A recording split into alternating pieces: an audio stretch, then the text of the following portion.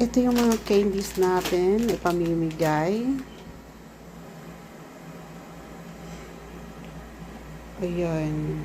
Naalala ko lang ng mga bata pa kami. Kung iiyak muna kami, hindi pa rin kami bigyan ng pambili ng candy. Hindi kami makatikim ng candy.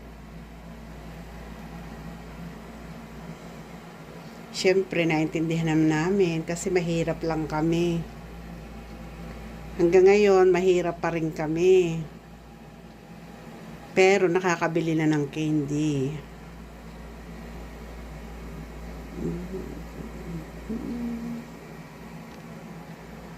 So, pamimigay natin to sa mga bata.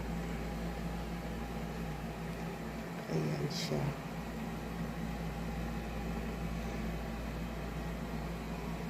More candy, more sakit ng ipin.